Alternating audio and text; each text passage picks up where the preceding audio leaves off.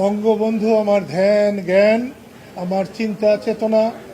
যতদিন বেঁচে থাকবো মুক্তিযুদ্ধ নিয়ে বেঁচে থাকবো, স্বাধীনতা নিয়ে বেঁচে থাকবো, বঙ্গবন্ধুকে নিয়ে বেঁচে থাকবো।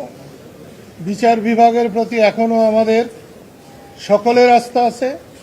আজকে লতিফ ভাইয়ের মুক্তি, বিশেষ করে জামিনে মুক্তি, আমি বিচার বিভাগের প্রতি সাধারণ মানুষের এখনো যে আস্থা, তারই প্রমাণ বহন করে বলে আমি বিশ্বাস করি।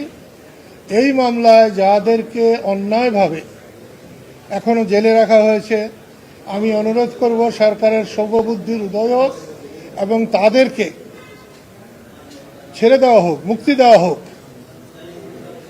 এবং দেশ মানুষের জন্যে, আমরা মুক্তিযুদ্ধ করেছি দেশের মানুষের জন্যে, স্বাধীনতার জন্যে, কথা বলার জন্যে, আইনের জন্যে, সেসব প্রতিষ্ঠিত হোক। আজকের এই দিনে আমি সেটাই কামনা করি। সরকার না করলে, সরকার যদি কারো প্রেসারে চলে, তাহলে সেটা তো সরকারের উপরে বড় সরকার। আমাদের দেশে এরকম কোনো সরকারের উপরে বড় সরকার থাকুক, এটা আমরা চাই না।